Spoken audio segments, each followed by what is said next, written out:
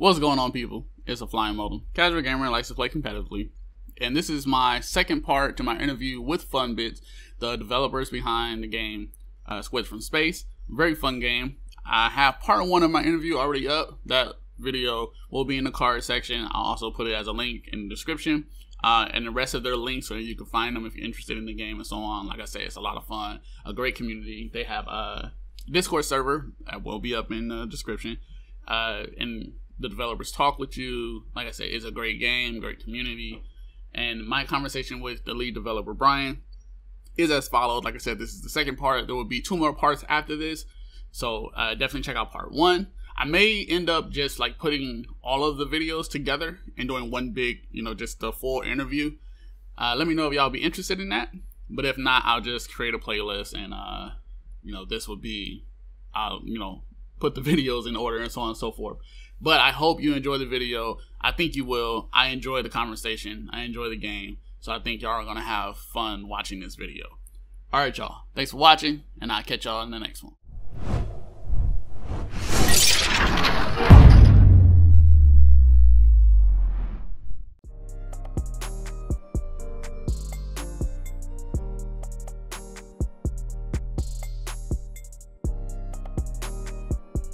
My next question being, how did y'all find balance with this game? Because having 2 factions with 2 totally different skill sets, weapon sets, and level of evolution, how did y'all find balance? Like, what was the right balancing factor for y'all? It definitely a lot of playtesting, but another thing was something I really tried to do during the course of development was keep a solid or develop a solid understanding of how the weapon ecosystem worked in the game, for lack of a better word. Mm-hmm. So for example, squids felt super underpowered. It felt like they were terrible. Mm-hmm. And it wasn't immediately obvious why. We eventually discovered that it was their squid tanks just weren't doing enough to help them in level 3. Okay. So what I tried to do was buff the squid tanks. Now, this turned out to be the wrong choice, because when squid tanks were too powerful just by themselves, mm-hmm. they just flattened everything the humans could do. Right. The actual problem turned out to be RPGs. RPGs were too powerful at that point. And because RPGs were powerful, they were totally negating the squids' big advantage in Tech 3, which was, their tanks. Right. Stuff like that when stuff like that would happen, I tried to,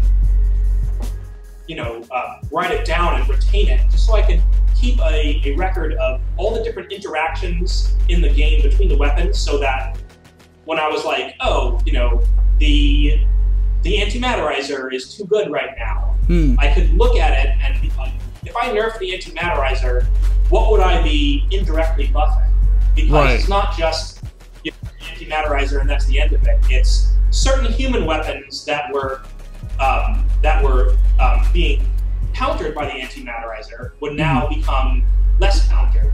So you could nerf the antimatterizer, but that might make the shotgun too good, etc., etc.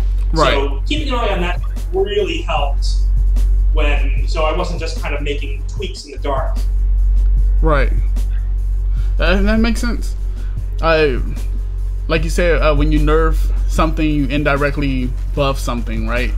And that's something that's hard to balance. I did not know that you actually do more of the nerfing and balancing, but it would make sense to have one person doing that, right? Instead of having a team do it, where they're like, well, we feel like this should be buffed and this should be nerfed and this should be like this, and that creating more of a, I want to say,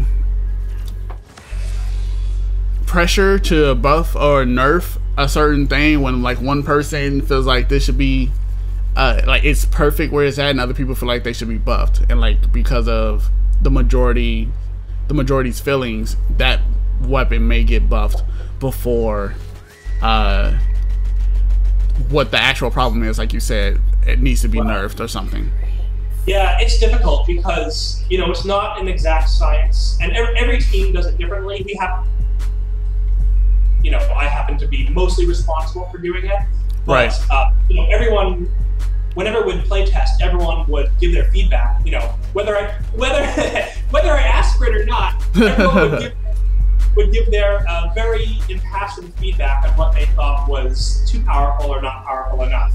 Right. Because we're also all gamers here. We all when we play, a lot of us don't want to play with weapons that we feel are nerfed or too underpowered. And we also have people here who, if they find something overpowered, will definitely exploit it to the maximum ability. So yeah, it definitely isn't an exact science. So even though, like, technically I'm like responsible for the balance, everyone definitely had a voice in it. Because, you know, when I'm playing, I'm only one perspective in the game. So, and, you know, different people play games different from me, and I need to be aware of that as a designer. Otherwise, I'm going to only play the game that I like, which will make the game work subjectively, you know? Right, definitely. It's good to take feedback first, and it's good to hear that you're able to take that feedback and actually turn it into, well, this is what we should do with this game. Because personally, I feel like the game is well balanced, and where people would normally say or find it difficult to, and I say people, but more so other game developers might find it difficult to find a balance between a game such as this or a game where there's multiple factions with different power sets and so on. You and your development team have found a way to balance two totally different factions, in my opinion. I know you mentioned that they're very similar, and I can definitely see the similarities, but I still think they're like totally different. And compared to when they're like leveling up, when they have the different weapons and so on, like humans don't have any kind of vehicles per se, but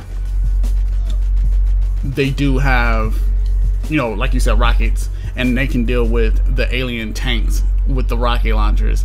But even then, that can be kind of difficult to deal with the rockets, and like you have like 3 or 4 aliens in tanks, like just right there. And there's a certain balance that comes to different things, or even the idea of the tech levels and getting your tech level to level 4 before the other team, and locking the other team out of level 4. You know, things like that actually go and add to the game of balance, and putting not only a desire but an incentive to actually, you know, increase your tech level. Yeah. The leveling system was one thing that we iterated a lot on. Actually, we knew that we wanted to have something where the squids were like grabbing anything that wasn't nailed down and bringing it back to like process it. Right. To get everything just right. I really like, actually, I was really happy where we ended up, because it really does feel like the props in there, where it really does feel like you're trying to grab everything that's not nailed down and bring it back to you know, for the squids, convert it into fuel, right? And then for the humans to get it out of there, so the squids can't get it. Right.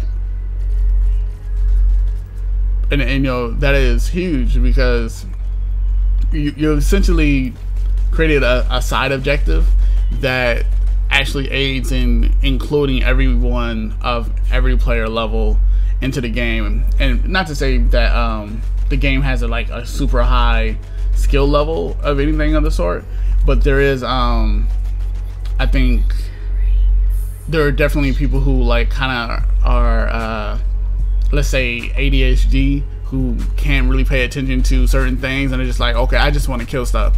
Well, you gotta capture this too. Or the people are just like, well, I'm not really good at killing people on this game, I'm gonna just collect some stuff and take it to the base. Yeah, that works too. That's actually gonna help us. And, you know, creating and that's some of the things like I want to praise the game for, because not only do you have a well-balanced game where these two different factions actually compete against each other very fairly, you also have a game that caters to all players of various skill sets. That's, you know, what were you saying? Sorry.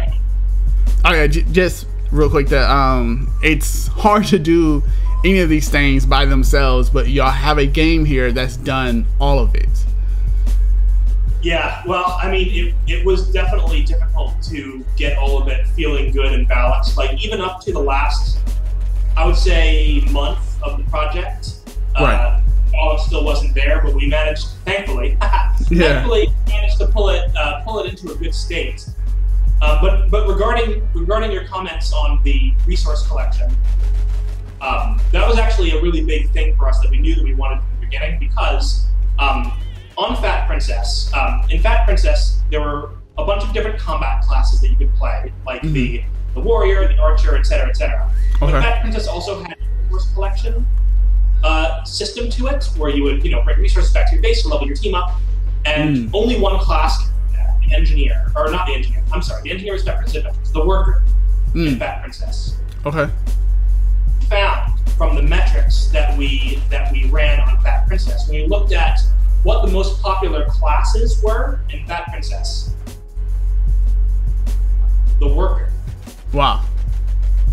The two support classes, actually, the worker and the priest. All the priest did was heal teammates, although you could go dark priest and attack as well. Okay. But the worker was by far the most popular class, because I think of what you were saying. It's very you can just go and collect resources. You don't need to worry about whether you're gonna beat that other guy in combat or get yelled at your teammates by your teammates, right? Because you are not in the combat part of the game. You can support your team and help them out in a very low stress way, and help them out in a not just a okay, good, you're helping, pat on the head, but no, like, you need to gather these resources in order to win the game. Right. Like, if your team does nothing but fight, you're going to lose. Right. And we wanted to do the same thing at Squids, so that if someone played the game and they didn't feel comfortable engaging in combat all the time, or they just wanted to help their team out without feeling like they needed to be super good at the combat part of the game, that's something that's possible for them to do. And not just possible in a way that helps out a little bit, but it's really necessary that you do that. Like, it's funny because during some of our internal playtests, we've definitely had games where one team was like, yeah, kill them all. And then we look up and we're like, oh, they're level 3 and we're level 1 still. Guess we lose. we forgot to level our team up. Now it's stopped. So yeah, I actually am glad that you're digging the balance there, not just balance for combat, but the balance between the combat parts of the game and the kind of resource gathering part of the game, the strategic part of the game as well. Okay.